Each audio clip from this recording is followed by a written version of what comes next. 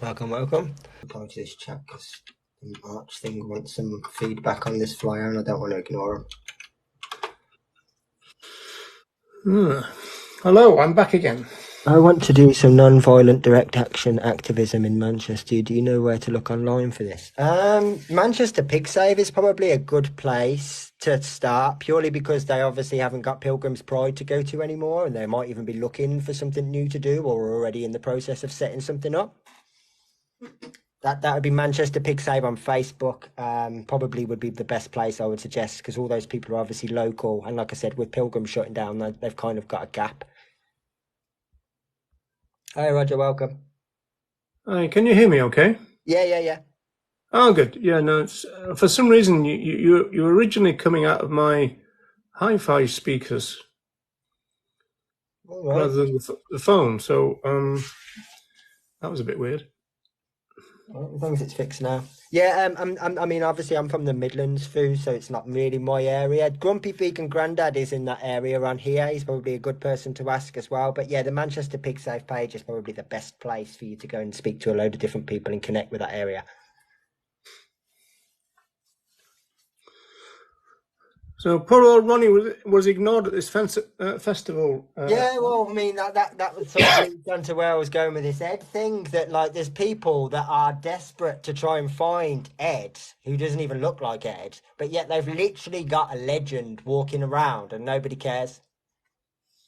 I mean, you've got someone that's been vegan for longer than Ed has been even an embryo on the planet, and no one cares.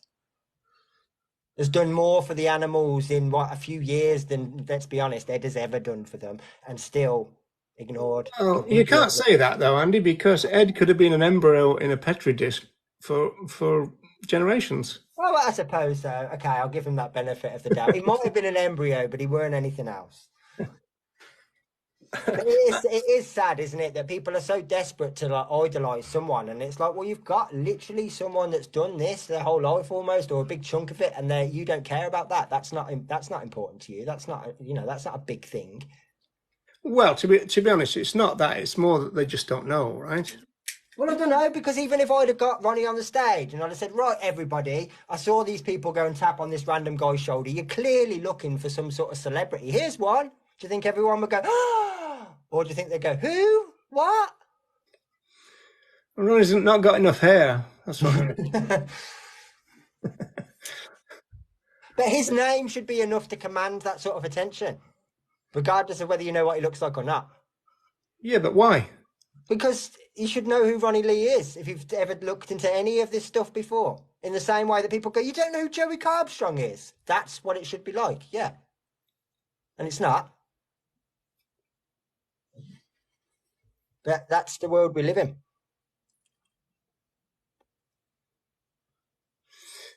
Okay, Nev. The Vegan Information Project van is called Nev. Nev says, I respect vegans, but I don't respect people that bring race, sexism into it and force it on people. So is that two separate things? Don't respect people who bring race and sexism into veganism. Well, that shouldn't happen. And also force it on people, which is a separate issue. And Jennifer says, what are we forcing? It's an interesting and common idea, isn't it? That we've got the ability to force veganism on people. Yeah, I mean, I'm trying to look at this devil's advocate wise. Are they? Because I'm assuming they're not animals only person. I'm guessing what they're meaning. So, for example, if I said what happens in the dairy industry is no different to the slave trade, for example, is that what you're talking about? Those kind of bringing these examples in, or if we have beatless Mondays, that kind of thing. Are we talking about that? Because I can't really think otherwise what you'd mean. Okay. Yes, you got a yeah for that. Mm-hmm. Yeah. Okay. Yeah. You do sometimes see some pushback from people, about stuff like that. I can understand why, but the oppression that potentially offends you is what we're opposed to. That's why people use it as an example, because oppression is oppression, regardless of whether it's happening to a human being, whether it's happening to a fish, whether it's happening to a dog, whether it's happening to a giraffe. Oppression is oppression, right? So like the commonality is always there, even if obviously there's certain trauma and certain things that we've all been through and experienced that are a little bit more fresh for us than others. But the word oppression, the word exploitation, they still mean the same thing regardless. So I can understand why some people don't like those examples, but those examples aren't to say that this situation is any worse or any less severe than this the other one. They're saying they're the same situation in terms of the fundamental wrong. It's a complicated issue, isn't it? Because it's to do with communications. It's to do with human interaction. It's to do with the fact that we're social animals, and so I do understand why some people would be wary of animal advocates using these words, but it can get quite complicated in the sense that if we take the H word, which I personally don't use that much, the real problem with that, and the problem from within the sociological discipline called ethnomethodology, is that when you use the word Holocaust with a small h, it's heard Holocaust with a large Yeah, of H. course. Yeah, of course. Yeah, of course. Yeah, and so when animal advocates say the animal Holocaust, they're not referring to the Jewish Holocaust or any other of the human Holocaust. It's just that it's almost impossible culturally and linguistically to separate those things, which then raises the issue: should animal advocates use that term? I mean, personally, I'm I'm opposed to it really Yeah, and I because mean to be fair, you've just the way you explain that then just made me think of something that I hadn't even considered before as well. That the no better way to describe it, but say the Jewish Holocaust, as people would refer to it, that is an animal Holocaust, right? Otherwise, we are splitting us up again into these different entities when we are all animals. So again, semantics make it a difficult thing. It's another good reason to avoid that word unless someone else brings it up first. yeah, but that fact that we are also animals is also controversial, isn't it? And Yeah, yeah, exactly this. I mean, I'd never even considered that part of it, but yeah, when people say no, no, the animal Holocaust, well, yeah, that includes the one during the World War II as well, like it does factually. So yeah, these are things we have to take into consideration. That I hadn't even thought about that part before. yeah, and I suppose really animal advocates tend to rely on the dictionary definition of um, of the word Holocaust, which is always, generally speaking, a mistake, because we know what kind of trouble you can get if you rely on the dictionary definition of veganism, for example. I mean, you just get completely lost in nonsense then. So I think that if they're saying that some activists maybe don't think too carefully about their communication strategies, then I think that's true. Yeah, I would agree with that. And I also would say that it's not necessarily just any use of the word which is the problem. I think what makes it far worse is that it's become almost like a buzzword. It's quite often shouted and chanted and that sort of thing. And it's kind of used for its shock value, which does play on the fact that most people think of the Jewish Holocaust, so to speak. That's the first thing and they know that, which is why that word is emphasized quite often. You've got certain activists that do this intentionally, so that doesn't help either. No, well, that's to do with being deliberately provocative and trying to shock your audience, which is never a great idea. I mean, like, the idea is to educate rather than shock. Yeah, Now some people think that you kind of like need to shock people out of their complacency. It's never really. My entire stick on this is that if you start using words that are going to completely bring a conversation to a staggering halt, well, then you've got to think about the utility of those words. yeah, So you can be saying your piece. You use one of these words, the R word or the H word or the S word. You use one of those, and suddenly you can see people, their eyes kind of glaze over, and they're not listening anymore They're Hmm. more like saying, "Did that person just use that word?" Yeah, absolutely. Yeah. Yes, yes. So, yeah, I think it is fair to say, because it's interesting. Jeremy Hess is obviously very interested in language, and I think he changed his mind on the H word, because he was saying that if you talk about the animal Holocaust, then it is an accurate thing to say. And then there's a question then, okay, well, even though it's accurate, is it wise? So you've got to separate those things out. Yeah. Right? You know, Yeah, I was having this conversation, in fact, the other day when someone was kind of moaning about one of those posts on Facebook. They were like, "Why does this person always comment?" And I suppose in exactly the same way, like when someone says "safe journey, got home," I could comment and go, "Yeah, but lots of cars crash." It's not inaccurate; it's factually true. But why on earth would you say that? Why on earth would you leave that comment? So, like, yeah, there's lots of these kind of nuances that happen sometimes where I'm like, the information isn't incorrect, but why would you put yourself or the other person in this position when we don't need to? Because the amount of times where you hear people use the R word, for example, and I mean, it's only really been in the last couple of years that it's kind of hit home to me that if I'm having a genuine conversation with someone and I use that word and they've had an experience in their past, as you say, they're no longer listening to what I'm saying. If anything, I have just triggered a traumatic experience in their life. And not only are they no longer listening to what I'm saying, I've just really ruined their day. And I've caused them this problem. They were literally just a nobody, and I have brought this back up. I have kind of like resurfaced these emotions and these feelings without any gain for them whatsoever. So, like, we got to be conscientious of that sometimes too.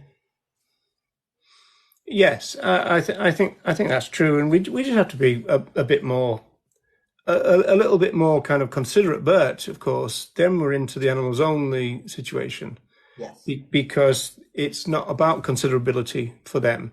It is about saying your piece, saying your truth, and all this. This is the one area, and I hope you're sitting down, Andy, because you might be shocked. This is one area where I agree with Tobias Leonhardt. Mm. That it's not just about us kind of just telling our truth. We're social animals, and we're in a social movement. So the idea of, I mean, we've got some fairly prominent people, some retired, who have famously insisted on just saying what they wanted to say, with no care for the nuances or the ramifications or the consequences, anything like that. Right now, that from a social movement point of view is just a little bit childish and pretty naive. Because if you set yourself up or have been set up by people as a spokesperson, then it's not just you spouting off. You're a representative suddenly, and so therefore that's a responsibility that you should take seriously. Yeah, yeah.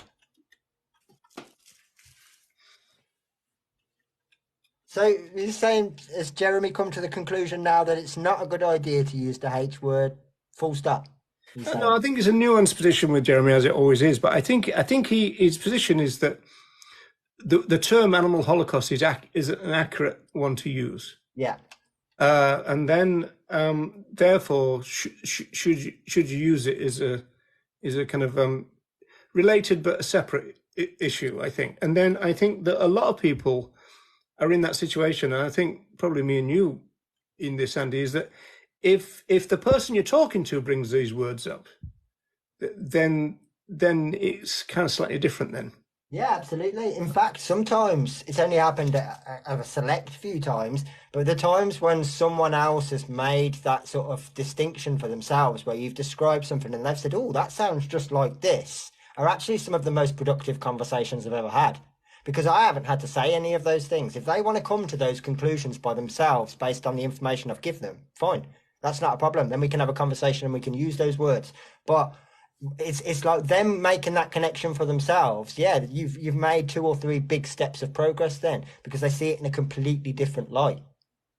And you haven't forced that word into their mouths. They've come to that conclusion by themselves. Yeah, and because of that, there's almost like Socratic method in a way. Because they've come up with that word, it's all the more stronger that you haven't had, as it were, had to kind of plant it on Yeah. them. Yeah. Yeah, and I've had people say that literally, not with the H word. I've never had anyone do that, but I have with the R word a number of times where you explain artificial insemination, for example, and they'll go, "Oh, that sounds just like this," and you're like, "Yeah, it does, doesn't it?" Because potentially, in theory, it is. Yeah. Yes, that's a kind of it is and it isn't really. Yes. I mean, I think the most inaccurate, I think the most accurate one is the slavery one. Yes.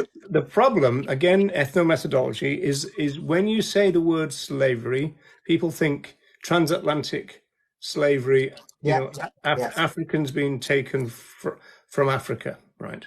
Well, look at that. I don't know if you saw it before Facebook decided to hide the picture, but that post that I shared this morning, I mean, that was the Irish famine. And Facebook apparently have fact checked the picture to say that they're not slaves, they're indentured, what was the word? Indentured servants. Right, so the same as the American history books don't call them slaves, they call them immigrant workers. Yeah, they're still slaves just because you've put a different term on it. Like, how has that been fact checked? It's embarrassing. Yeah, it's a little bit like when you start talking about things like bonded labor and stuff like that. Yeah, It's in fact, bonded labor is certainly a form of slavery in the sense that one of the most horrible things about it is that the debt which you're supposed to be paying off through your labor is transferred to your children.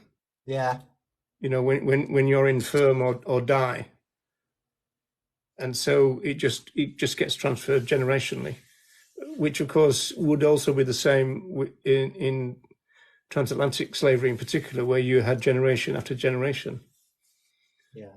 and even to some extent a kind of breeding program. Yeah, absolutely. I mean, I was having this conversation the other day when I was doing some flying, and a guy came out and said, "Oh, you're wasting your time with this vegan thing. You should be focusing on all these terrible young men that are coming over and all these immigrants." And I was like, "Do you know how this situation works for a lot of people? When you keep talking about they're all men, they're all men. I'm like, do you know how this situation works for someone in one of these countries that's got no money? Basically, they go to a group." Usually, like drug runners or something like that, the people that can facilitate getting them out of the country. And because they don't have the equity or the money to actually buy themselves a ticket to get from wherever it is to England, what they do is they don't have a choice. Quite often, the wife or the daughters or all of them are taken as some sort of collateral, and then you get sent over here with your fake documents and everything else, and you're expected to pay that debt off in exactly the way that you're talking about. And it's win-win for these traffickers because if you pay your debt off, they might give you your family back, but might not. And if you don't pay it off, they traffic your family. So for them, they don't lose. And then when these people finally get here, it's like, oh, they're all men. They're all yeah, because their families have been taken from them for the most part because they didn't have £20,000 kicking around. Like, and none of that gets taken into consideration ever. I've never heard anyone say, yeah, but you're not even looking at the big picture here. You're not looking at what these people have sacrificed to get here. You're just looking at how it somehow affects you once they're here. Well, looking at the big picture is a skill that we might not necessarily, and there is an argument, say in media sociology, for example, that it's not in the interest of the elite for the population to be able to assess and understand the big picture. It's better for them to be kind of almost have like a spotlight put on things like immigrants, right? I mean, if you're spending your time down the pub talking about the immigrants or the dole scroungers and that, you're not talking about the billionaire tax dodgers. Nope. And so, again, it's kind of, well, hang on, where's the big picture here, right? Yeah, you're absolutely right. It keeps the people divided and distracted, doesn't it, when their enemy is actually, the same person that's being shafted as they are in exactly the same way, if not more so sometimes. Usually the people that they are taught to think as the problem are actually the real victims of this situation. Now, here's an interesting one. Sharks eat pickles. I'm Really? not sure if they do, but I'll take your word for it. Would you disagree with somebody not being vegan if it's for health reasons? Would you agree with a carnivore not being a carnivore if it was for health reasons? Because I mean, sharks eat pickles is kind of like a fundamental thing. So it's kind of like the reverse question. But in seriousness, no, because what would that health condition be? Unless it's the most severe case of narcissism that's ever existed, in the sense that they honestly can't feel anything for anyone. But even then, they could still respect them. So I don't actually know what health condition that No, doesn't well, exist. narcissism is not a health No, but I'm reason. not saying, even if you had the worst case that hasn't even been recorded yet, that was so bad that like you just couldn't even factor in someone else's feelings, you still wouldn't necessarily have to. So no, Yeah, it's an interesting one, this, because it's kind of like, I mean, the bottom line from an rights point of view is it's not other animals' fault that humans have got health issues. yeah, So that's one thing to take into account. In terms of having to, the real problem with that is that, in my experience, whenever you talk to people who claim that they have to eat animal derived products for health reasons, they tends to be either a lot of people just not telling the truth, or they're misinformed, or it's very kind of weirdly put, or they might have been given bad advice by a physician or a doctor or something. yeah. You know, So from what I've just seen of Shark's comment, I, for example, need to take medicine. Yeah, that I wouldn't exclude you in that regard. That would literally be where the practicable part of the current definition comes in. So we don't live in a vegan world. These medicines, even if they don't contain animal products, which most of them do anyway, but even if you managed to find one that didn't, would almost certainly, well, in fact, definitely been tested on an animal. At the moment, at the current time, there is no way around that without you not taking that medication. And I don't think it would be not only sensible, but it would be oppressive to you if we said you have to stop taking life-saving medication. Like, yeah, so no, you're that wouldn't be an exclusion. No, as long as it was, I mean, for example, if it was a hay fever tablet, then there'd be an argument there potentially. But if it's something that you genuinely need, then no, not at all. and how does that square with it's not the other animal's fault, Andy? Well, it's not their fault in any way, shape, or form, is it? But until the world changes, there isn't an alternative to that if you need it, because they have to test before it gets released. Yeah, I think that people in that situation probably should be the loudest and most persistent anti-vivisectionists. Well, you would potentially think that that would be their avenue, yes, because obviously that's the one thing that they genuinely can't change, right? So you'd think that that would be their focus, because that's the first thing that directly affects them as well. Yeah. There was a famous case that the counter movements jumped all over in the 1980s, where somebody working for a well-known Major. international group was taking insulin which had something derived from pigs in it. And I believe now that that's been replaced by a non-animal thing. But at the time, it wasn't. It was a necessity. So that's where it kind of comes in the sense that such people, I think, need to be the kind of foremost advocates for change. Hmm. In the Yeah. same way as we in the vegan movement need to think about and assess and come up with some ideas about things like crop deaths, rather than just going, oh well, it's a numbers game, and all that kind of stuff. I think it's a genuine vegan issue. I think the damage done by deers is also a genuine vegan issue, but none of that kind of gives people an excuse to be trotting down to their McDonald's. No, absolutely. You're totally right. I mean, I was reading something the other day just about some of these fences that they'd put up, and the amount of deer they're finding that get trapped because they either try to jump them and they're too high, or they get their antlers caught in one of the top strands of wire. But it's quite a serious problem, and I don't see anyone talking about it.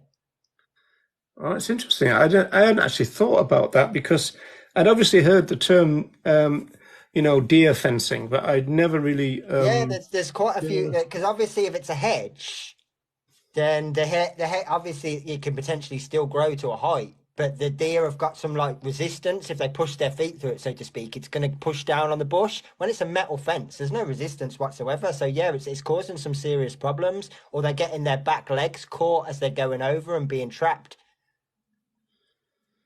Hmm. Yes. Well, it's interesting though, isn't it? Because we do reserve the right to defend our food.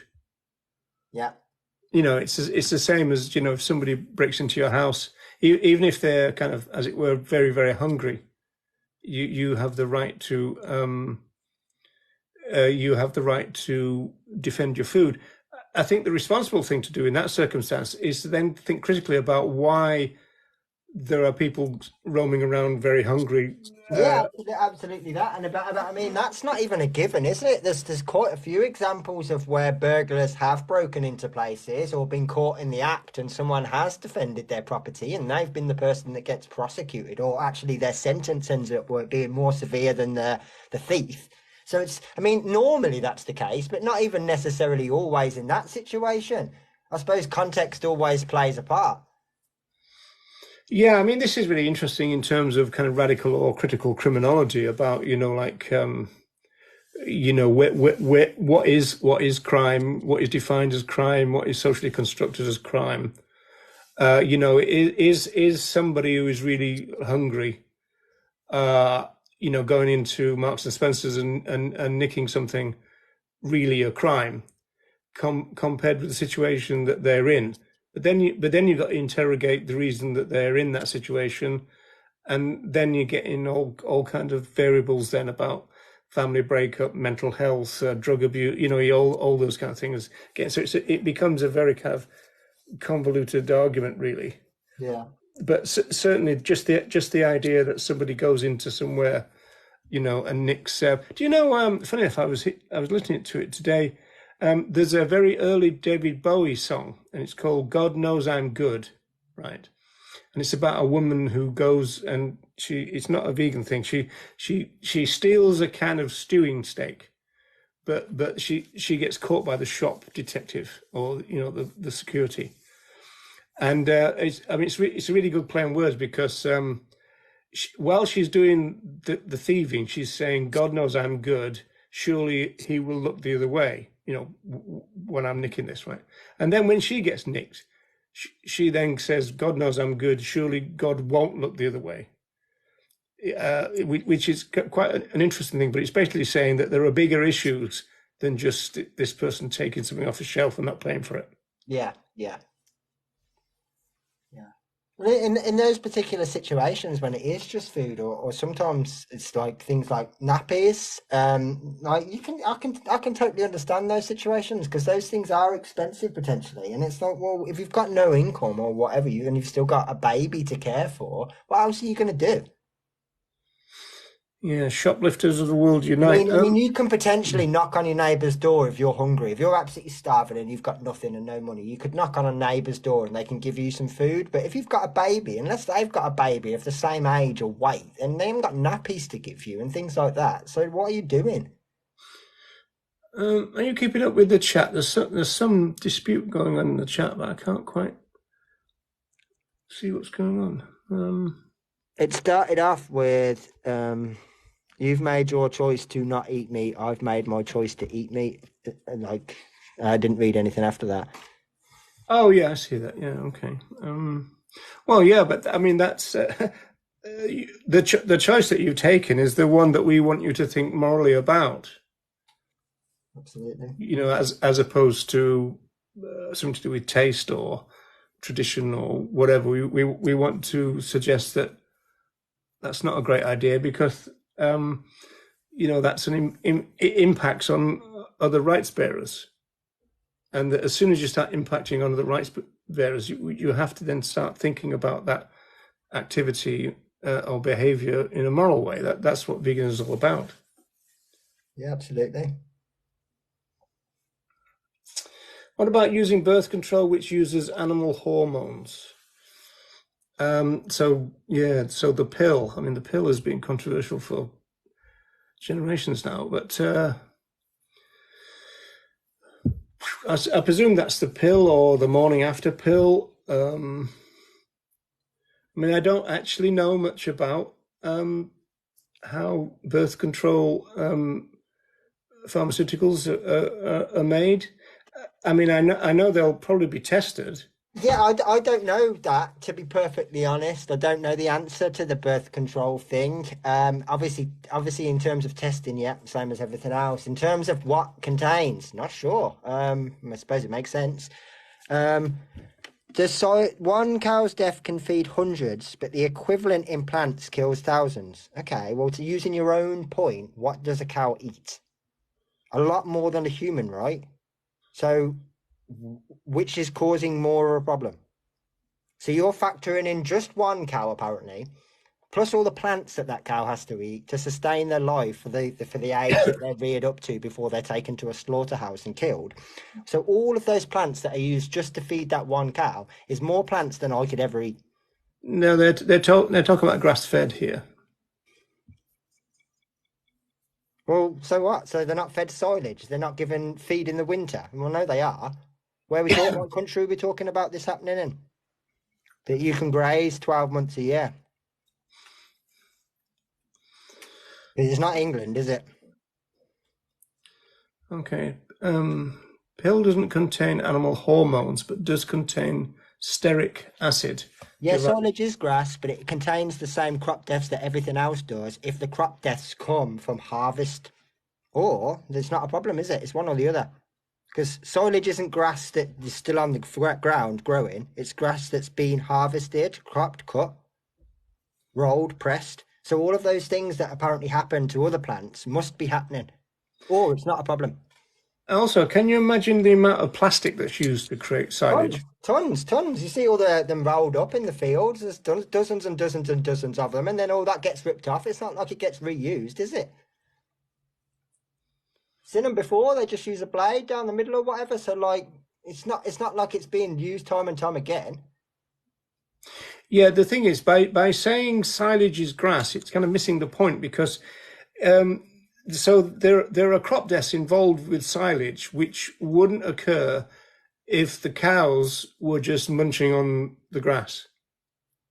Okay, because presumably they're not scooping up mice and whoever it is that the people who complain about or question crop deaths think are in the in the situation.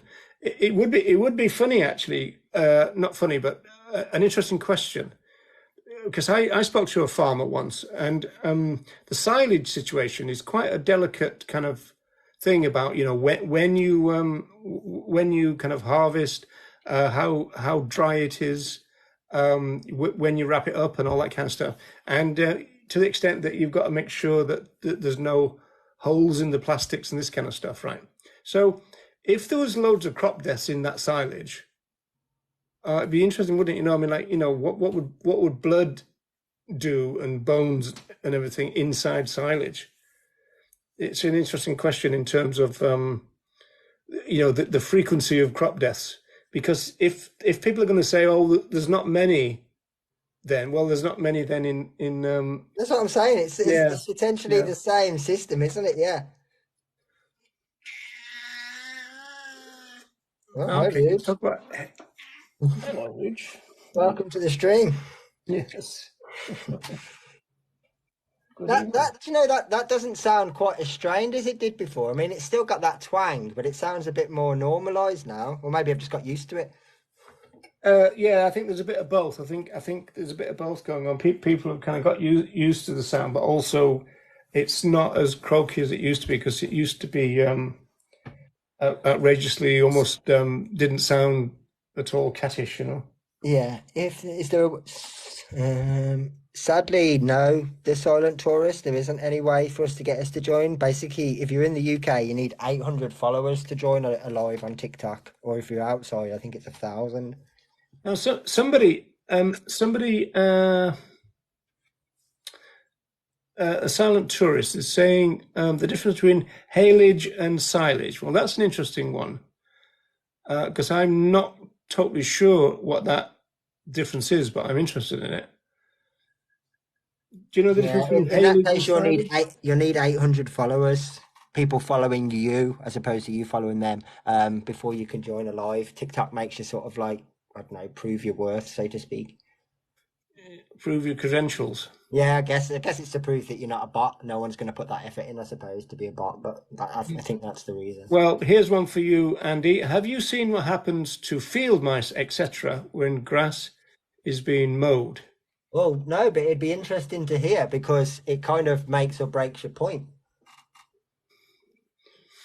And also, that was a topic of a conversation that you were involved in, Andy, with these people who drive combine harvesters. But I mean, but that is not the same as mowed. I mean, I don't know whether that No, just no, means that's yeah. I suppose it's a different degree, isn't it, than mowing. So yeah, I'm not 100% sure when we're just talking about mowing grass or cutting grass, but certainly those that are harvesting with the combines, yeah, I mean, they seem actually quite offended by the idea that they go around destroying life permanently, or that there's all these thousands of rodents and snakes and baby deer and all this stuff that are they were actually quite offended by that idea, which is Well, actually they, quite. they said it's not possible though, didn't they? Yeah, yeah, absolutely. I mean, literally, and to the point that it would be so disruptive to what they were doing that they'd spend all day cleaning and repairing. Because obviously, you think of the product that would be. I mean, think you see those, especially when they're like harvesting wheat, for example. You got like nearly three-quarters of a truck that's full, and then all of a sudden it's full with blood. All of that's contaminated. So I someone mean, that's said, that's the key part that like that made me really realize having those conversations that although the crop death thing is obviously aimed at us all the time, it's a dig at vegans. Oh, what about crop deaths? But actually, the people that you're accusing of all of this extermination, it's not us because we're not doing it. So it's the farmers that are being basically, dragged down by the people that are supposedly defending them without even realizing that you're doing it. I know it's aimed at us as though we are the culprits, but obviously we're not. It's just another dig at farmers. well, I mean, they would talk about necessity. It can't be done any different. I mean, we've had farmers come on this panel thread, and they're initially going, oh well, it can't be done any differently, and then 10 minutes later they're going, well, actually, with subsidies and with this and with that, right? And so it's a question of what Reagan calls people of goodwill. Yeah, yeah. You know, if people of goodwill come together, you're surprising what you can achieve. It's a question of if you want to just silence the vegan argument by saying things like, well, it's totally unreasonable, it's unworkable, it's unscalable. You know, those are usually the opening gambits of it. Yeah, So, yeah. I so mean, the general consensus from a lot of these crop farmers that I spoke to was that it's the seagulls or the other birds that are essentially, having a field day. Those are the ones that are coming down and sort of having their daily feed. It's not the blades that are essentially doing this. Their blades are just bringing them to the surface, and then the birds are the ones that are going and feeding. So if anything, you could look at it in, I suppose, in two different ways. Obviously, you've got those that the birds are consuming, but you've also got the fact that you're kind of providing a service for the birds. You're making it easy for them to find lunch or whatever. That wouldn't be as easy normally. So I suppose you've got to look at it from that utilitarian perspective of like, it's not the humans that are potentially causing all of it. It's the chain that's part of it. The birds have just worked out that they can follow these along. yeah, but it's not a vegan duty to feed No, seagulls, is it? no, no, not at all. But what I'm saying is, if you're going to sort of talk about it, there's, if you take that away from them, are you actually then causing a problem to the seagulls? If you're going to go into all these nuances of it, then there's going to be a culprit somewhere down the line. Always, there has to be. I want to go back to this idea of grass being mowed, because I mean, there's an irony here in the sense that vegans, in my experience, are much more likely to be interested in leaving areas wild, as it were, for butterflies and all that kind of stuff. So I don't think vegans in particular are particularly bothered about having kind of lawns that look like Wimbledon, that kind of thing.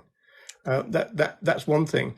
I can see though that rather than just one of those kind of push along or even electric mowers, which are pretty noisy, I imagine those sit upon ones which can move pretty quick. I imagine they could. Yeah, well, what I was thinking as well, what first came to mind, was also a strimmer. I know they're loud, but they're exceptionally fast. And if you're going through like a long patch of grass or something like that, I mean, I've read Facebook statuses before where people have accidentally caught a slow worm or something like that, for example, with a strimmer. So I can definitely see how it would happen because you're so quick. That spinning around so fast that even if they hear it, they might not have time to react. But I Well, mean, the being mentioned here, though, Andy, is field mice. Now you no, can't imagine. I would have thought they could definitely escape, not only in terms of speed and sound, because they'd feel the vibration and all that sort of stuff before you got there. I'd imagine that they'd also be, in terms of their size and agility, not necessarily like Matrix style, be able to dodge the blades, but certainly work out where they need to be to avoid them.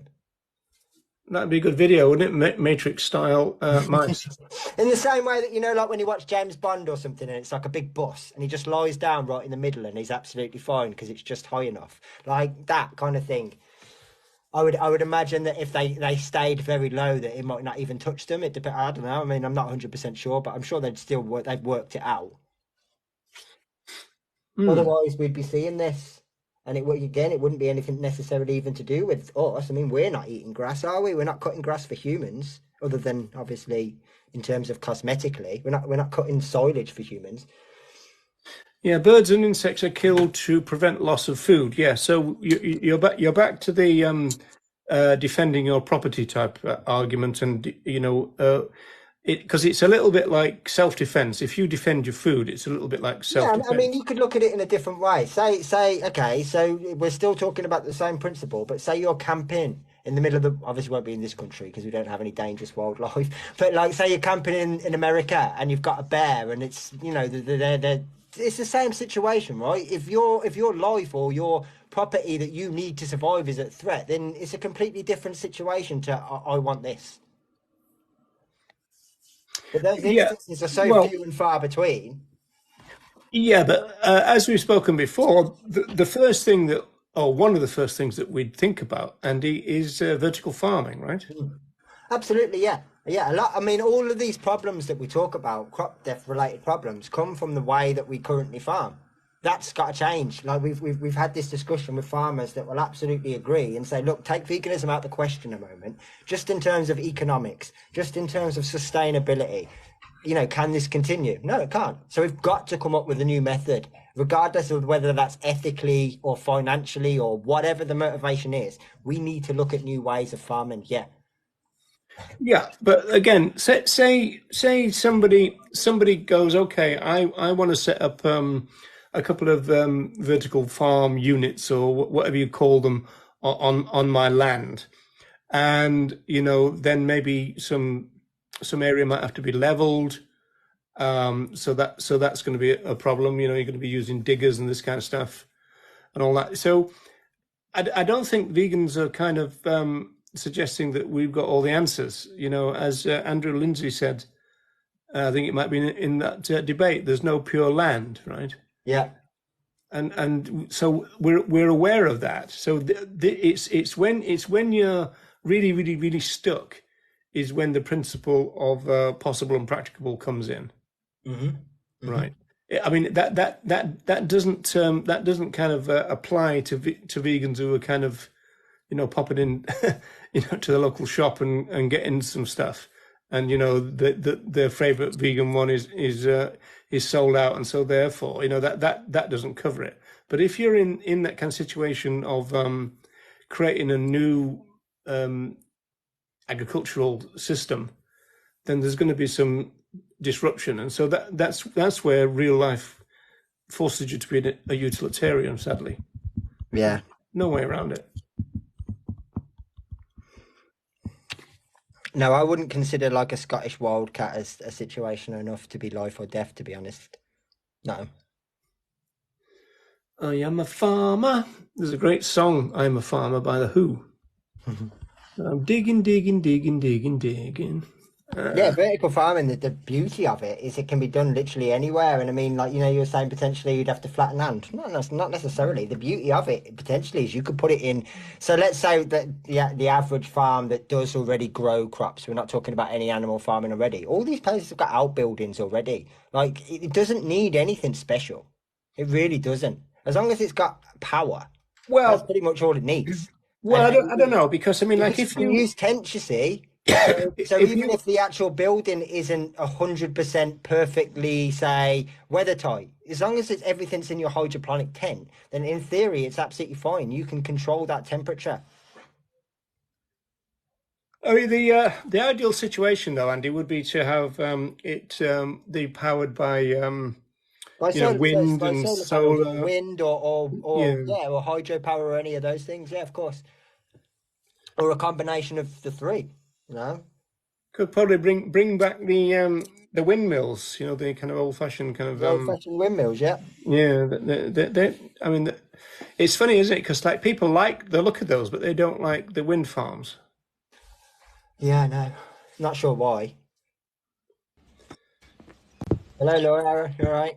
Hello! I was just about to say, please let me on. Hi, Laura. Hello, guys, you alright? We're fine, thanks. Good. Do I sound a bit nasal? You're nasal.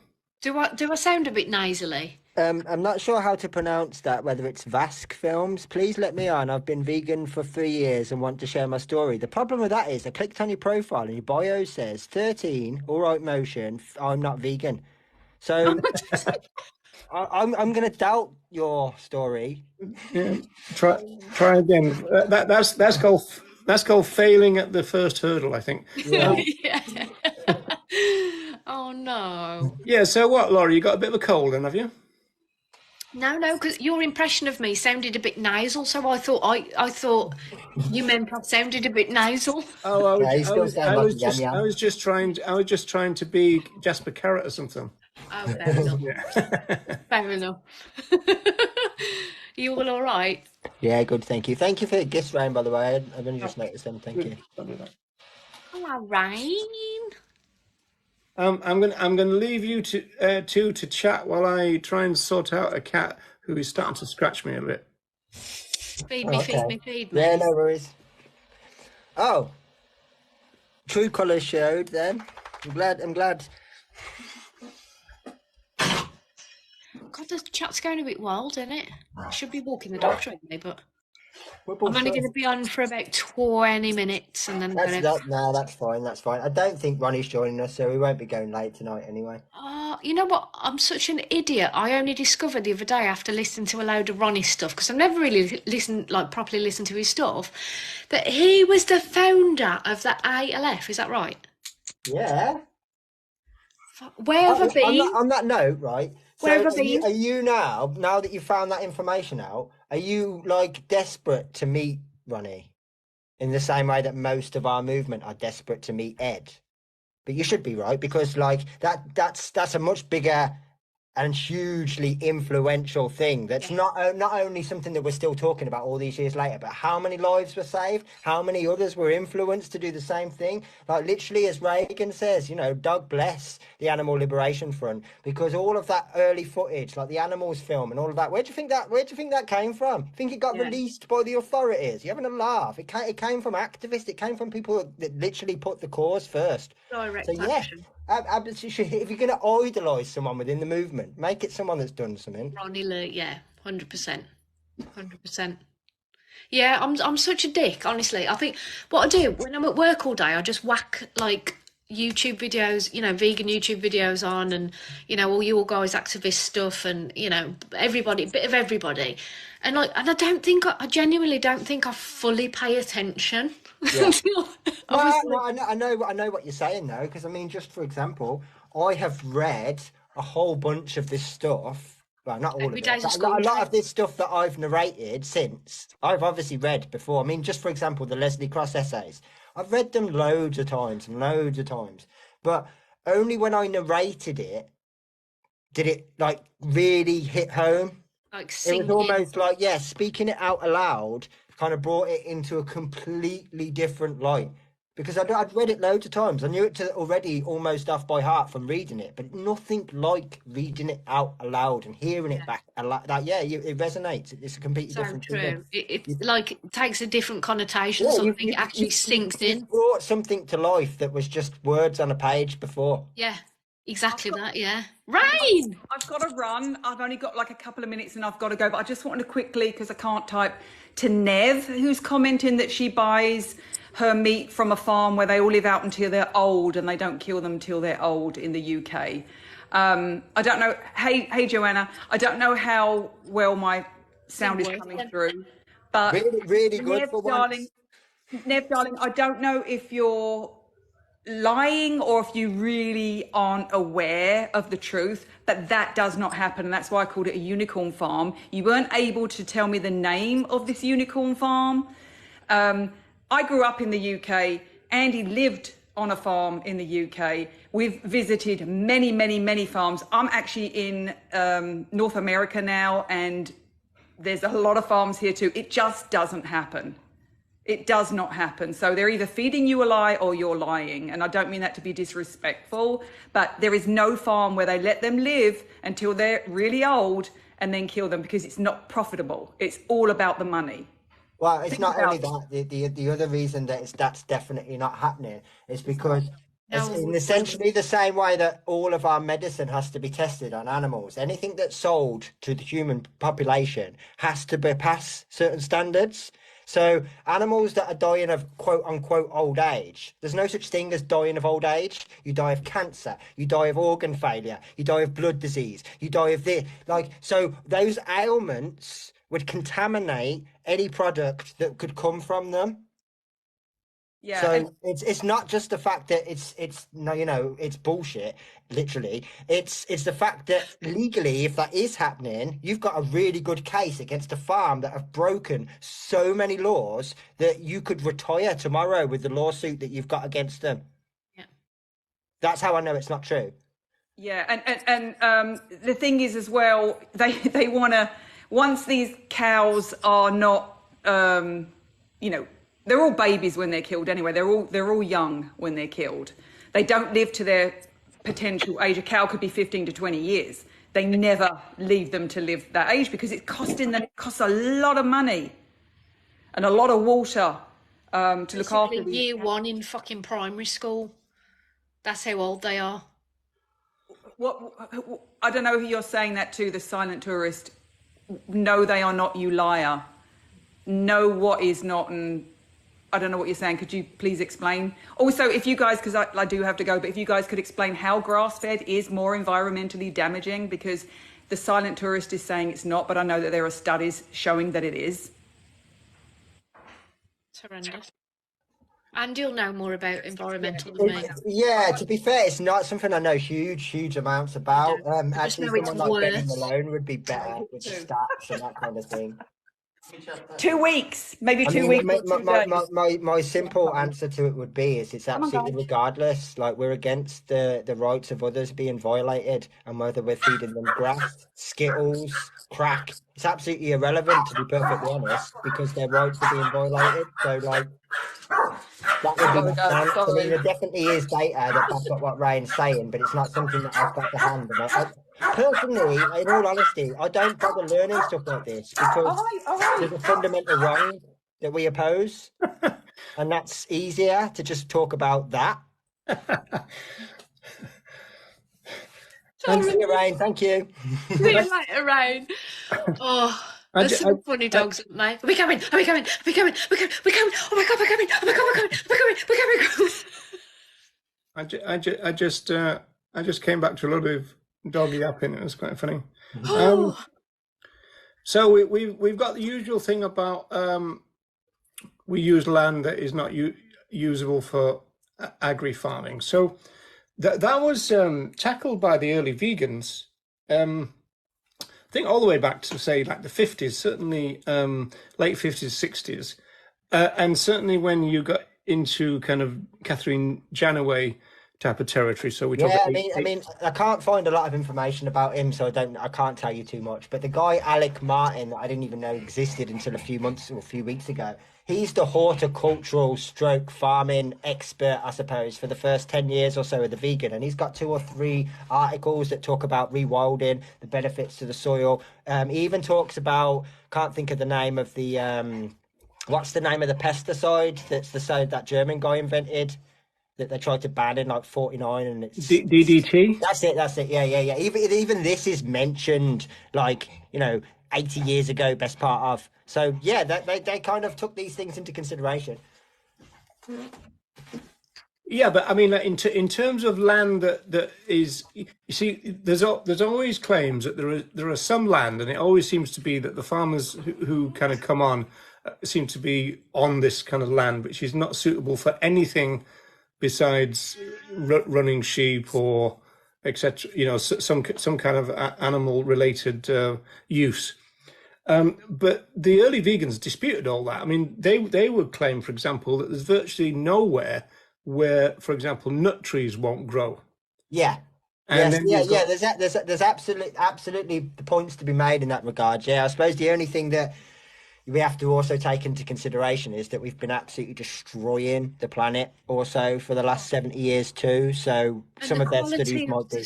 the quality of the soil now is so shit. I mean, we can still It is, grow but trees, yeah, But like but for example, just to take say like the farming of sheep into consideration, like you can look at these huge contrasts of land which have had sheep farming on versus the ones that haven't. And for to turn around now and say, well, this land's no good for anything else, the only people to blame for that, I'm afraid, are the sheep farmers. Because that land isn't fucked up from nowhere. It's no, happened because you farmed the crap out of it. Like that's the problem. not So only it's the kind of earth, like, the as animals as Leslie well. Cross would say, reap what you sow in that regard. Like, own some acknowledgement and responsibility and think, right, we can't continue to do this. How can and we do also who was dead concerned about the soil?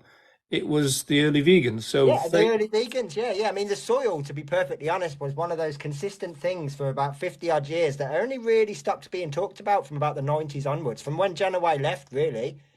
and before that there was Faye Henderson. She talked Hmm. about the But soil, yeah, from almost the get go. I mean, Faye Henderson's got an article in 47, I think, that and talks then you about. got Eva Batt. So that's at least 3 prominent vegans Yeah, who yeah, talked about the soil all the yeah. And time. like I said, and this Alec, I'm sure it's Alec Martin. Yeah.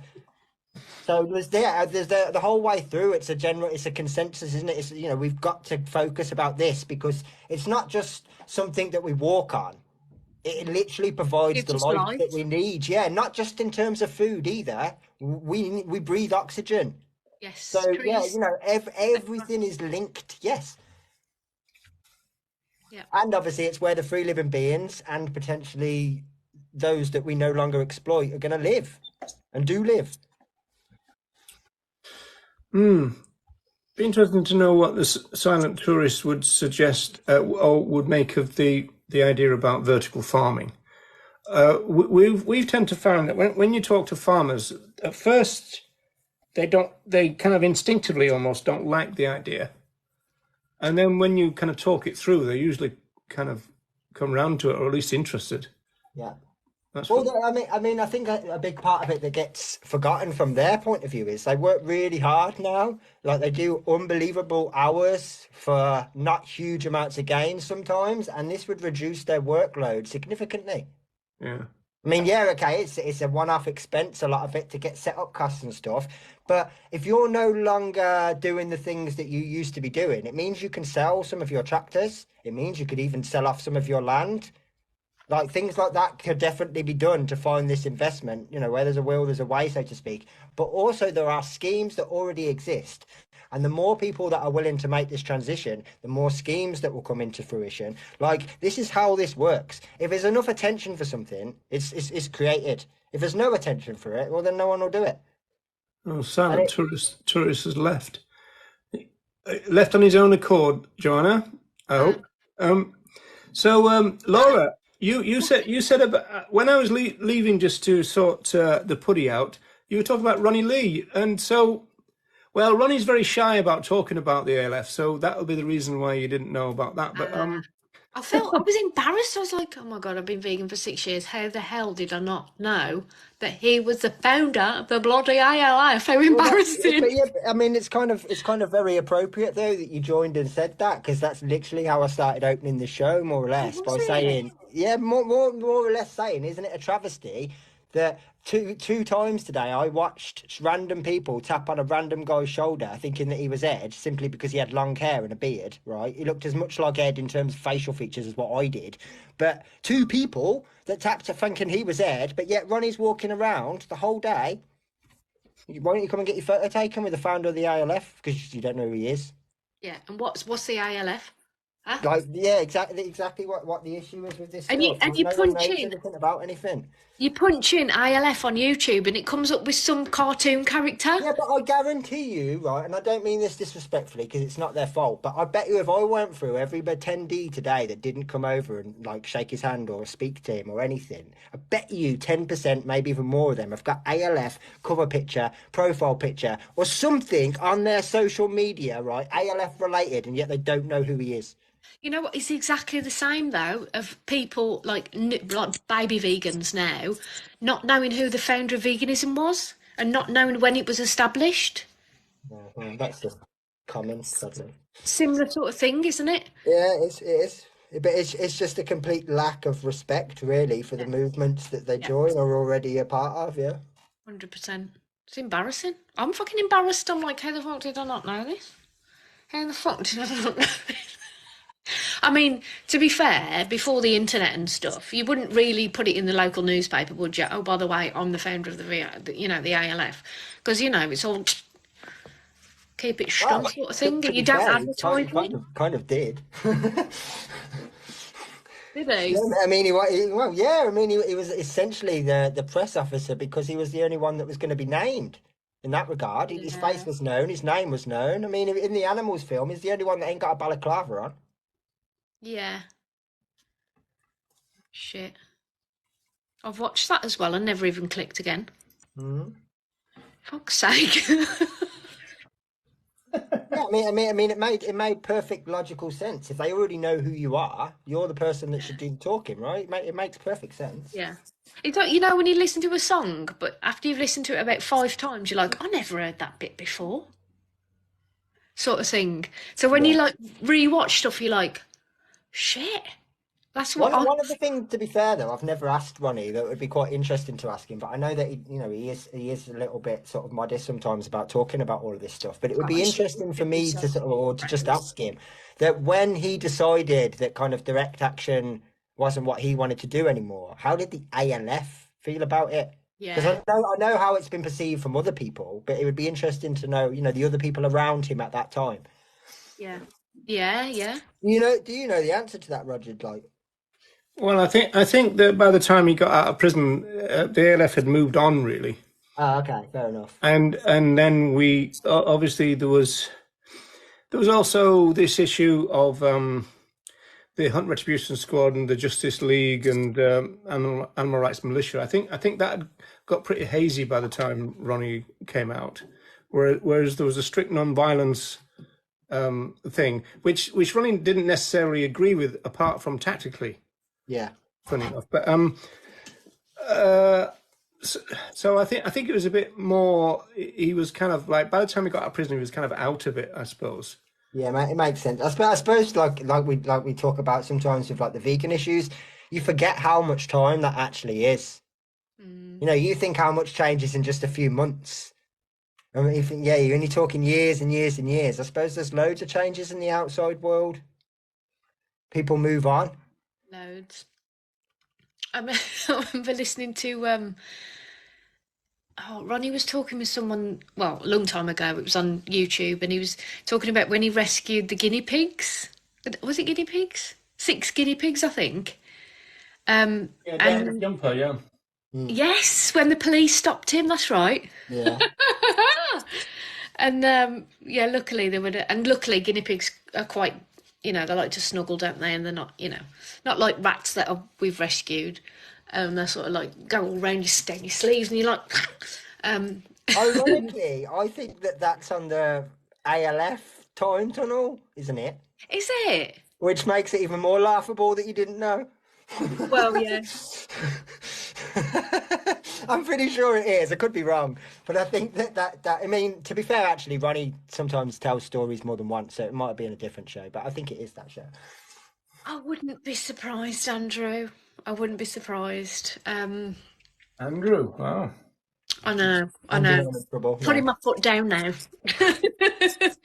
But yeah, that was brilliant, and the fact that that place, because obviously they're bred to be tested on, and they discovered it, didn't they? The next day, the following day, that they'd gone, and they were so petrified that they shut the whole place down, didn't they? They were too scared to continue with their violence. There's more innocent times in those days. Yeah, Yeah. yeah. Nowadays they'd be like, oh well, just breed more into existence. Who gives a fuck? Well, I would imagine insurance is a much bigger factor these days than then. I mean, only assuming that, but I would imagine it was. Yeah, oh, they just replace them, don't they? Yeah, I 100%. think I think everything's changed, and I mean I think technology has changed everything. I mean, like Ronnie always says that they wouldn't have been able to exist. The things they did in the 80s and 70s, they just wouldn't be able to do nowadays. No, no chance. No Hi, chance. John. Hi, John. Yeah, and there was so. Well, they didn't have mobile phones, did they? There was no like Yeah, CCTV. when you Per actually think about se. it, there's it's so many factors now that make it almost impossible. Not just the technology that's advanced in terms of where you're entering or where you're going, alarm, security, cameras, fingerprint tech, all this stuff. But even in terms of like, you can't even have a conversation with someone on your phone without the police being able to get that back someday, sometime. Yeah, yeah. So, It's just insane now. using a mobile phone mast to say you were in this dot at this time, like Yeah. categorically. And Honestly, I don't even feel safe with burner phones anymore. well, even they can still be location tracked. That's the problem. Is if Yeah. it's on, then yeah, the mast will pick it up. So like, yeah, if they get caught, you get caught with a burner. It's still not anything. It just means that you're not going to have all the information on there. But little things like that now. Once upon a time, obviously, they didn't use like mobile phone data or No. anything like that. It literally, unless they saw you in that place, you could blag it. You can't do any of that anymore. It's gonna DNA be evidence, Morse everything has code. changed. Like, everything has changed. Everything. It's gonna be Morse code. There's got to be a way. There's got to be a way to like, because like like Signal and stuff like that, the app, um, that a lot of ARAs use. I'm sure. Yeah, I don't even trust that anymore. Like I don't. I think No, what you no, need, what no, we need to do. don't trust Signal. Like, don't No, trust it. Right, it's really simple. Don't ever connected to the internet. trust. If you Don't want to trust have a it conversation that you don't want anyone to know happens, have it in person. face to face. Yeah, because No there one isn't else a around. facility, as far as I'm aware, right, unless you make your own hidden server on the dark web and you Yeah. delete it and every existence of it afterwards, there isn't really anything else that somehow, even if it's only like in terms of a tracking cookie, that can't log the fact that you were doing this at this time. Yeah, that's true. Because you remember when they said that the dark web was impenetrable, like there's no way you can get that fuck that up. Yeah, nothing is impenetrable. No. I mean, the best way to Even communicate WhatsApp with people, encrypted seriously, conversations. and I'm not giving anyone any like hints here, but really, really good ways to actually communicate with people is to use something like World of Warcraft or a Mm. game on the PS3 that still allows internet access and you communicate through the game because none of these things log your chats. It's Shit, all it's all really? it's all server based. So the moment that it updates or gets to the top of the page, it's gone. On. So that's those are the only safe places. And obviously, if you're being watched, they'll just make an account on those things, and I know what you're doing. But those are the only real ways that you can have a conversation that no one can track. Because a lot of oh shit, that would make sense when they do pedo stings. That a lot of because a lot of That's conversations. that's how lots and lots of these images are shared on that kind of platform. Yeah. Yeah, that's what I Yeah, meant. they Yeah. use games and code basically. They'll horrible slogans that'll be like new Disney film up. Mm. Like Pedo stings, that sounds painful. Yeah. Wish they were a bit more. Hey, everyone who joined, by the So way. do I, yeah. And not just a slap on the wrist and 3 meals a day and in DNUs, do you know what I mean? Do not unlock. What, for their protection? Yeah. Because paedophiles are protected in custody, sadly. But, we're against non-violence, ahimsa and all that. Well, it's because they're invoking their human rights, which has progressed substantially, whilst everyone else's rights has, well, regressed. Violated. Yeah. But that's all right. Even regressed from the movement that's supposed to stand up for them, to be perfectly honest. So yeah. Just But horrendous. also, I mean, it's because as disheartening as that is, but we also should be encouraged by that. That shows that if people can keep expanding what they consider to be human rights, then they understand rights. They Yeah. understand them 100%. General, yeah. Yeah.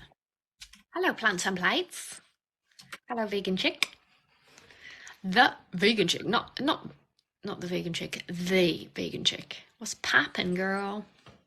If people watch me, they'd cry and hopefully find me something to do. I must have missed some more of that conversation. But hi, anyway. The only reason why I'm on this live now is because I'm doggy sitting, and if I'm on live, She wasn't talking to you. She said doggy, not rubble. oh Robs, it's so lush. Well, I'm gonna do another live stream. Oh, YouTube one. Yeah, so I've set it up for your one as well. Yeah. Yeah, cool. What time are you starting it?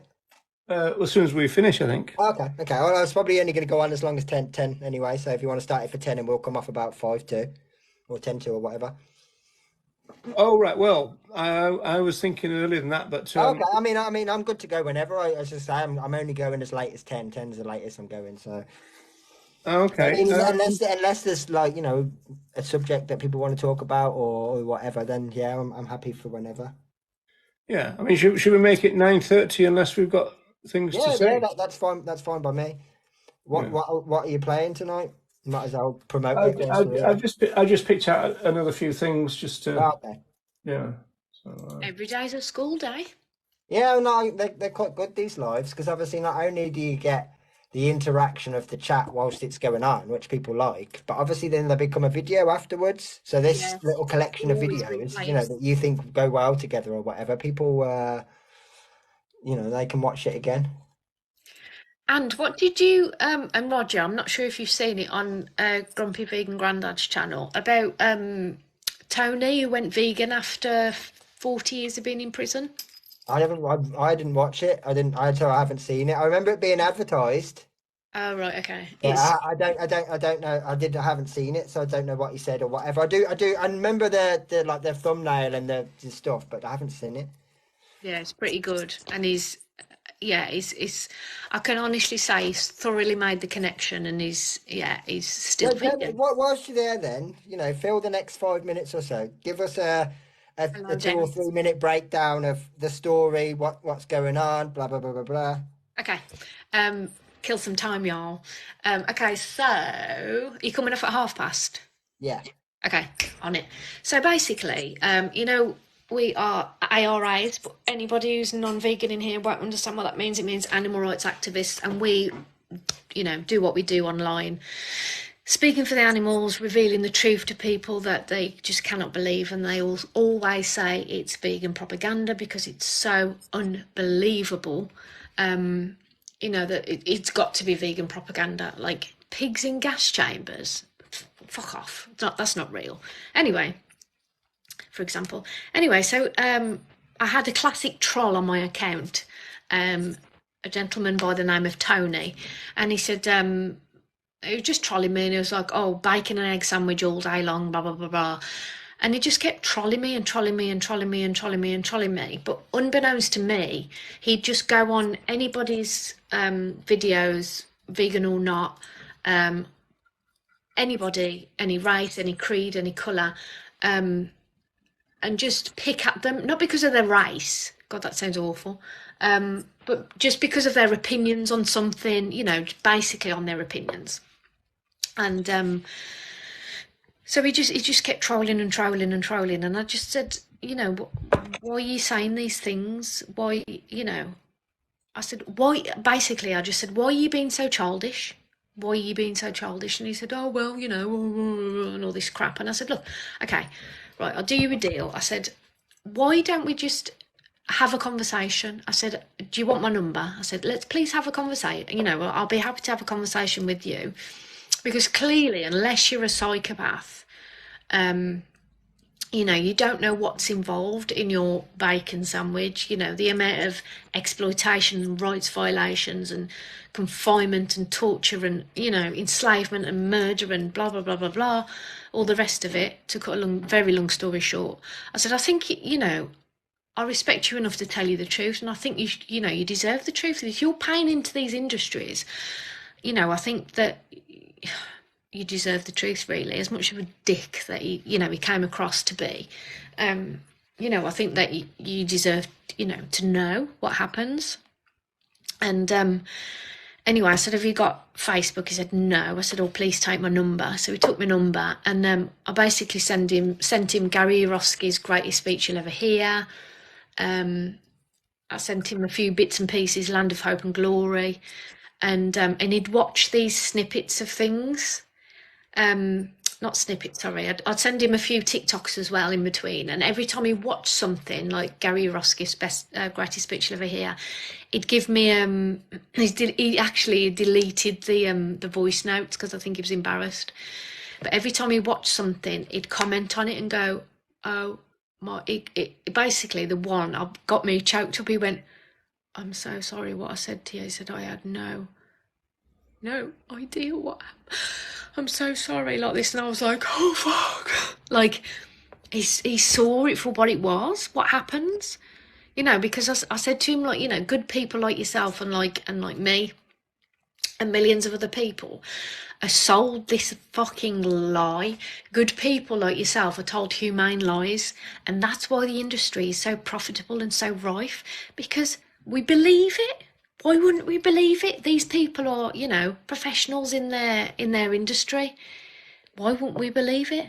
You know, when I told him the truth and explained exactly what happens and what we do to animals, and on the scale that we do what we do to animals, he was just like, no way. And he can't even touch like not Impossible Burgers. You can't touch plant-based burgers or plant-based sausages or anything because it's too much like meat. And he's no vegan, yeah. And in his values as well, he's vegan. He's you know, he wants to be peaceful, and non-violent, and you know, but it's a really good watch if anybody wants to watch it. So what was his past? I mean, was he a violent person? He was only violent when he was you know, don't dox him or anything, but no. No, he was actually only violent when he was in prison. He got arrested. I'm gonna like totally ruin the video now, but he excuse me, he basically got arrested when he was 18. I think it was either 16 or 18. I think it was 18, for pinching a milk float and for like riding it round, as he's from London originally.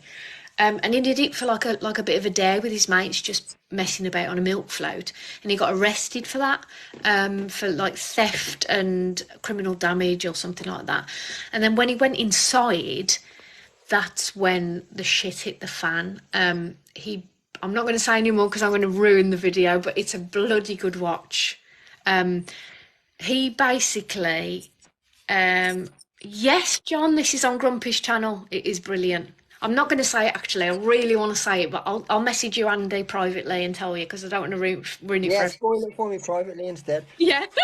I know, I just thought that. I was like, shall I just... But like, just quickly before we end, yes. The way that you're explaining that just before the end, where you said, like, you know, that voice note that he left.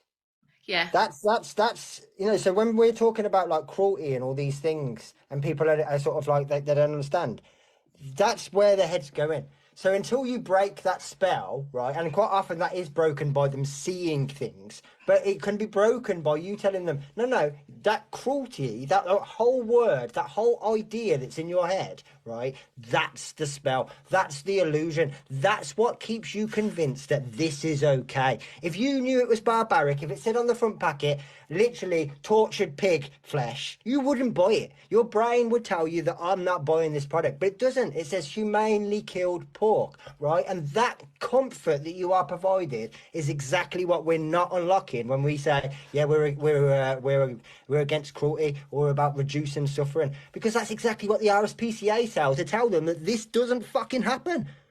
Yeah. Like literally, that spell has to be broken. It has to be like acknowledged and taken into consideration. Otherwise, all we're doing is coming up against a barrier and getting annoyed at why there's a barrier when we know it's there because they're speciesist. We know that's the problem. So 100%. address the speciesism. Don't address the treatment. Yeah. Yeah. But on that note, cool. Well, thank you for the story. Obviously, if anyone wants to watch the video that Laura was talking about, that's on Grumpy Vegan Grandad's YouTube channel. It's brilliant. It is really good. And if anyone wants to join us over on the Roger Yates YouTube channel, we'll be on there, well, now, momentarily. Oh, your one. Oh yeah, or mine. But it's probably best to all watch it on Roger's, because otherwise you get lumbered in the chat by yourself and it's probably a bit lonely.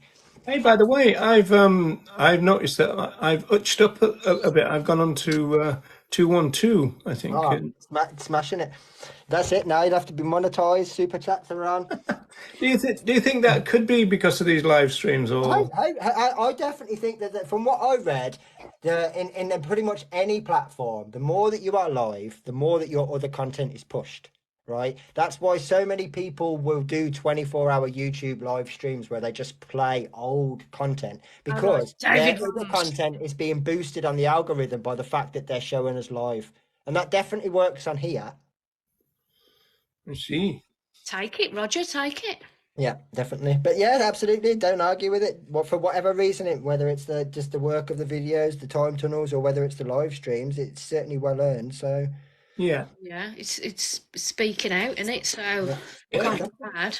And it just shows actually that despite what we say, there are people that are still willing to listen and learn, even if they are, sporadic in numbers. They are there. Yeah, slowly but surely we will change the world. We will get there. Oh. So I think I've got the finished cartoon thing to send to you as well, Andy. So brilliant. If Jennifer's still here, thank you very much for that. Yeah. What? Oh my God! Please message me and tell me what's going on. What have I missed? Nothing. I'm only actually on here, by the way, because when my wife returns from work on a Saturday evening, I haven't seen her all week, pretty much, and I have to give her all my love and attention. So, but because I'm dog sitting and I'm not with her, that's why I'm live. Are you dog sitting all night? I was well, I'm going home tonight because last night I didn't sleep. I slept here, but I didn't sleep very well. Oh, fair enough. But yeah, I'll be going home in a bit. I'm just going to walk them. They've had a big fat walk today, so I'm just going to walk around the block, and then I'll be going home. Fair enough. Right, thank you so much, everyone, for joining us. Same time next week, 8 o'clock. We will see you then. See you soon. Take care. See you later, guys.